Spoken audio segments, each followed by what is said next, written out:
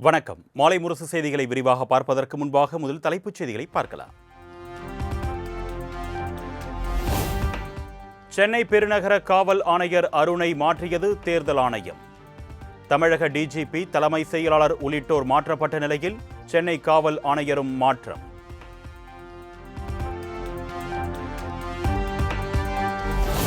சென்னை பெருநகர காவல் ஆணையராக அபின் தினேஷ் மோதக் பதவியேற்பு. காவல் ஆணையர் அருண் மாற்றப்பட்ட நிலையில் அபின் தினேஷ் மோதக் பொறுப்பேற்றுக் கொண்டார்.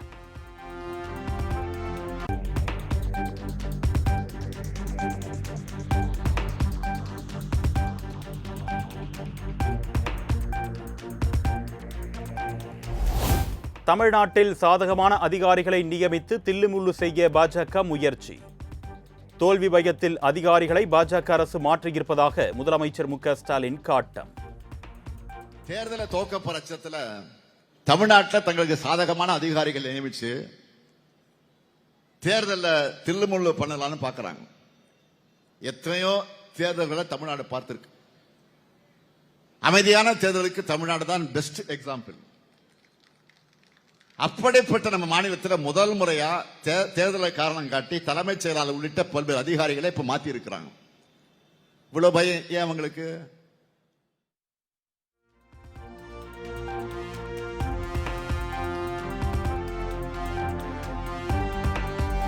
தஞ்சாவூர் மாவட்டம் கும்பகோணத்தில் கலைஞர் பல்கலைக்கழகம் வரவிடாமல் தடுத்தார் ஆளுநராக இருந்த RN ரவி. திராவிட மாடல் 2.0 ஆட்சியில் கும்பகோணம் கலைஞர் பல்கலைக்கழகம் நிச்சயம் அமைக்கப்படும் என்று முதலமைச்சர் மு.க. ஸ்டாலின் வாக்குறுதி. ஆளுநராக இருந்த ரவி அவர்கள் வரவே கூடாது என்று நினைத்து தடுத்த கும்பகோணம் கலைஞர் பல்கலைக்கழகத்தையும் திராவிட மாடல் 2.0 அமைச்சு அதை திறந்தே தீருவோம். நானே நேரில் வந்து திறந்து வைப்பேன், இது உறுதி.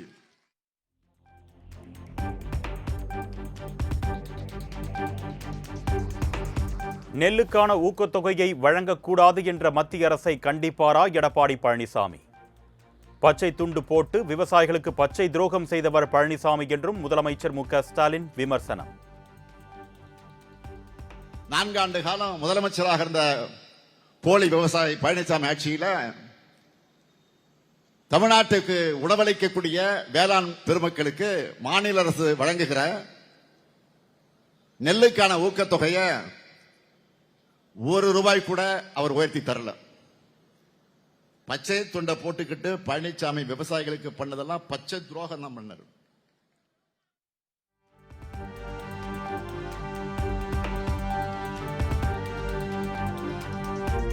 திமுகவில் யாரும் தொடர்ந்து இருமுறை ஆண்டதில்லை என்பதை உடைத்து காட்டுவேன் என்று முதலமைச்சர் உறுதி.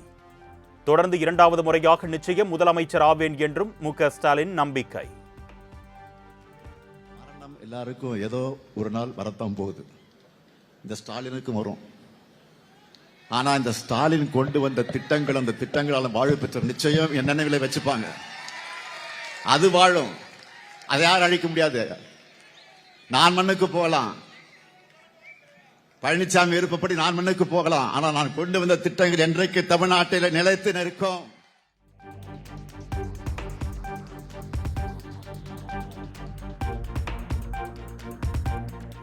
(2021) தேர்தலில் எதிரிகளுடன் சேர்ந்து கூட்டு சதி செய்தவர் ஓ. பன்னீர்செல்வம். வெட்கம் மானம் இல்லாமல் திமுகவில் இணைந்துள்ளார் OPS என்றும் எடப்பாடி பழனிசாமி கடும் தாக்கு.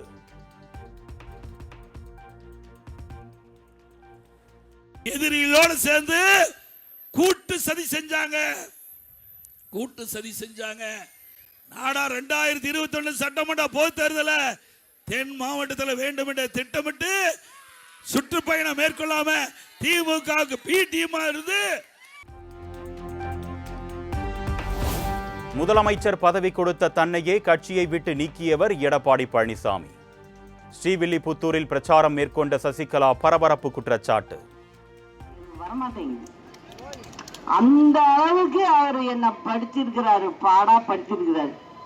அதனால எதுக்கு அந்த பேரு சொல்ல கூட தகுதி வச்சுக்கல. என்னே கட்சியை விட்டு தூக்குறாரு. யாரு பதவி கொடுத்து உட்கார வச்சுட்டு போனாங்களோ அவங்களே தூக்கி வெள்ளை போட்ட மாதிரி போட்டாரு.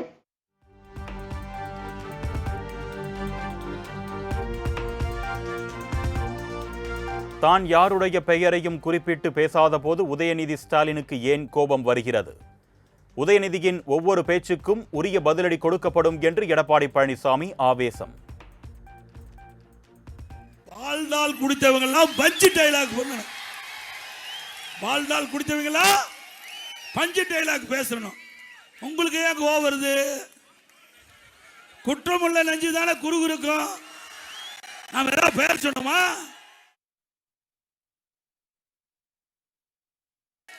உதயநிதி அவர்களே, நான் எந்த இடத்துலையும் உங்க பெயரை குறிப்பிட்டு சொல்லல. தேர்தல் பிரச்சாரத்தில் ஈடுபட்டிருக்கிறேன். எந்த இடத்திலேயாவது உங்கள் பெயரை உச்சரித்தனா? அதுல என்ன சொன்னேன்? வாழ்நாள் குடித்தவங்க எல்லாம் பஞ்சு டைலாக் பண்ண.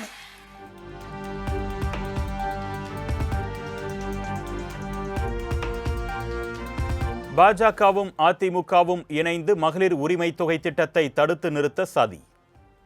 பிரதமர் மோடியின் முரட்டு அடிமை எடப்பாடி பழனிசாமி என்று துணை முதலமைச்சர் உதயநிதி ஸ்டாலின் விமர்சனம்.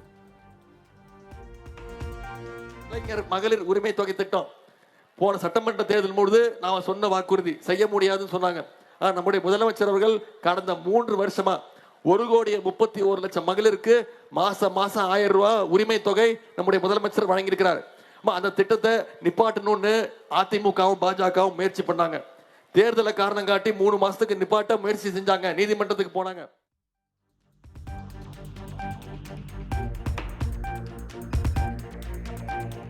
கருணாநிதி குடும்பத்திற்கு ஓட்டை போட்டு என்னை ரோட்டில் நிறுத்தாதீர்கள். ஒரே ஒரு முறை உங்கள் மகனை ஆட்சி கட்டிலில் அமர்த்தி பாருங்கள் என்றும் சீமான் வேண்டுகோள்.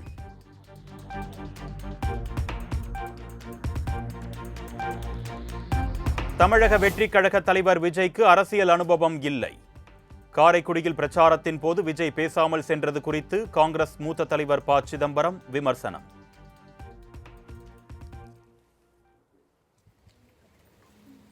அவங்க அரசியல் அனுபவம் கிடையாது. இன்னைக்கு வந்தாரு காரைக்குடிக்கு, பேசாமையே போயிட்டாரு. அது எப்படி? அரசியல்னா பேச்சு தானே, சர்ச்சை தானே, விவாதம் தானே. என் கருத்தை நான் சொல்ற மாதிரி அவர் கருத்தை சொன்னா தானே விவாதம் பண்ண முடியும். நான் பேசாம மடந்தையாக இருப்பேன். நாளைக்கு பேசாம இருந்தா பத்திரிகையாளர்களை சந்திக்கிறது இல்லை, மக்களை சந்தித்து பேசுறது இல்லை. நான் வர்றேன்.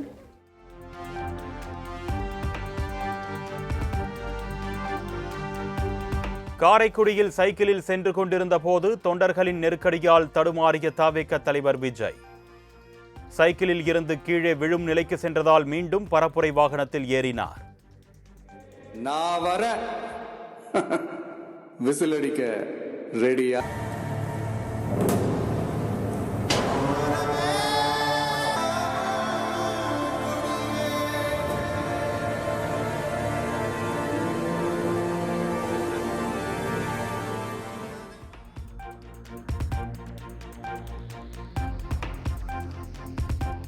காரைக்குடியில் ரோட் ஷோ சென்ற தவிக தலைவர் விஜய் தலை மீது மர்ம பொருள். பிரச்சார வாகனத்தின் மீது நின்று கையசைத்துக் கொண்டிருந்த போது திடீரென வந்து விழுந்த பையால் பரபரப்பு.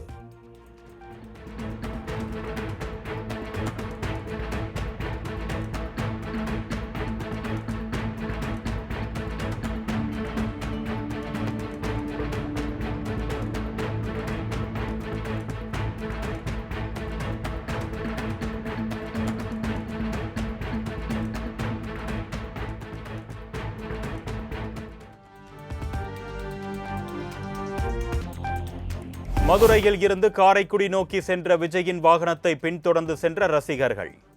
வண்டியூர் டோல்கேட்டில் விஜயின் வாகனம் மீது ஏற முயன்றவரை மிதித்து தள்ளிய பவுன்சர்.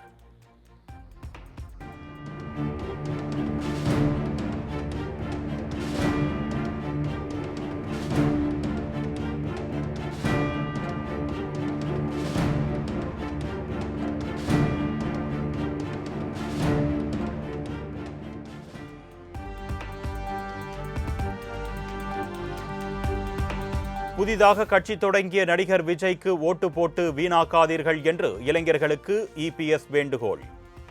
நாட்டின் வளர்ச்சிக்கு பாடுபடும் அதிமுகவுக்கு வாக்களிக்க வேண்டும் என்று திருவள்ளூர் தேர்தல் பரப்புரையில் எடப்பாடி பழனிசாமி பேச்சு. இன்னொரு கட்சி புதுசா முளைச்சிருக்குது. ஏப்பா தம்பிகள, உங்களை எல்லாம் படிக்க வச்சது நாங்க, ஆல் பாஸ் போட்டது நானு. நல்லா தூங்கும் போது கனவு காங்குறோம், அற்புதமான கனவு வரும். கண்ணை முழிச்சா கனவு காணாத போயிடும். அப்படித்தான் திரை உலகமும். சிந்திங்க, அதை நம்பி ஓட்டு போட்டா அந்த ஓட்டு தான் வீணா போகும். ஒவ்வொரு இளைஞனும் சிந்திக்க வேண்டிய நேரம். ஒவ்வொரு ஓட்டும் முக்கியங்க, ஒவ்வொரு ஓட்டும் முக்கியம். நீங்க போடுற ஓட்டு நாட்டுடைய வளர்ச்சியா இருக்கணும், தமிழகம் ஏற்றம் பெறுவதாக இருக்கணும், தமிழகம் செழிக்கின்ற வளம் கொளிக்கின்ற நாடாக மாற வேண்டும்.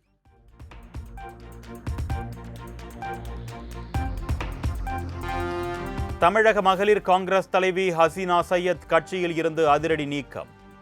கட்சி விரோத நடவடிக்கைகளில் ஈடுபட்டதால் நீக்கம் என்று இந்திய மகளிர் காங்கிரஸ் தலைவி அல்கா லம்பா அறிவிப்பு.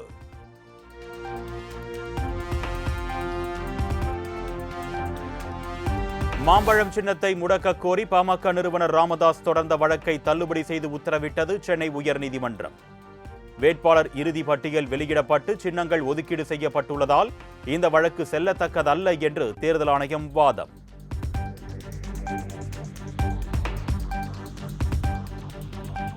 மாம்பழம் சின்னம் தொடர்பான வழக்கில் பாமக நிறுவனர் ராமதாசுக்கு எதிராக செயல்படவில்லை என்று அன்புமணி தரப்பு விளக்கம். ராமதாஸ் எந்த பொதுக்குழுவும் நடத்தாமல் தன்னைத்தானே தலைவராக பிரகடனப்படுத்தி உள்ளதாக அன்புமணி மற்றும் வடிவேல் ராவணன் தரப்பு வாதம். திருச்சுழியில் அமைச்சர் தங்கம் தென்னரசுவை ஆதரித்து திமுக துணை பொதுச் செயலாளர் கனிமொழி எம்பி பரப்புரை. தேர்தல் வாக்குறுதியில் சொல்லாத காலை உணவு திட்டத்தை செயல்படுத்தியது திமுக அரசு என்றும் பேச்சு. அவிநாசி தொகுதி பாஜக வேட்பாளரும் மத்திய அமைச்சருமான எல் முருகனுக்கு ஆதரவாக மத்திய அமைச்சர் பியூஷ் கோயல் பரப்புரை. சுமார் 1 லட்சம் வாக்குகள் வித்தியாசத்தில் வெற்றி பெறுவேன் என்று எல் முருகன் நம்பிக்கை.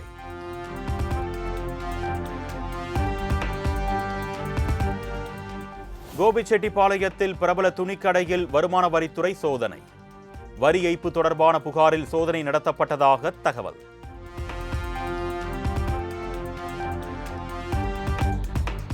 தமிழ்நாட்டில் இருக்கும் தேர்தல் அதிகாரிகள் ஆளுங்கட்சி ஆண்ட கட்சிக்கு ஆதரவாக செயல்படுகிறார்கள். தேர்தல் ஆணையம் நடவடிக்கை எடுக்க வேண்டும் என்று தமிழக வாழ்வுரிமை கட்சி தலைவர் வேல்முருகன் வலியுறுத்தல். உள்ளே முயற்சிக்கு போகின்ற போது உங்களுக்கான நேரம் முடிந்து விட்டது, அதனால் உங்கள் வேட்புமனுவை வாங்க முடியாது என்று 6ஆம் தேதி திருப்பி எடுத்துட்டாங்க. இது எவ்வளவு பெரிய ஜனநாயக படுகொலை! ஆக இது போன்ற தவறுகளை செய்கின்ற தேர்தல் அதிகாரிகளை வைத்துக் கொண்டு தேர்தலை நடத்தினால் எப்படி தேர்தல் நியாயமாக, கண்ணியமாக, நேர்மையாக, வெளிப்படைத்தன்மையோடு நடைபெறும் என்கிற ஒரு மிகப்பெரிய ஐயம் தமிழக மக்களிடம் ஏற்பட்டிருக்கிறது.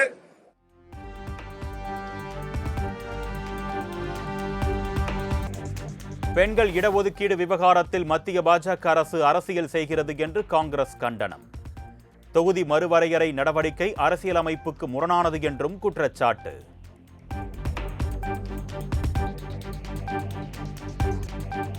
பெங்களூரு ராயல் சேலஞ்சர்ஸ் அணிக்கு எதிரான ஐபிஎல் போட்டியில் சூரியவன்ஷி, துருவ் ஜுரேல் அதிரடி.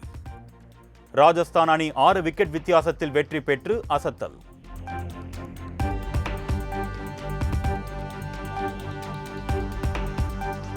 வெற்றி கணக்கை தொடங்குமா சென்னை சூப்பர் கிங்ஸ் அணி? டெல்லி அணியுடன் சென்னை சேப்பாக் மைதானத்தில் இன்று பல பரீட்சை.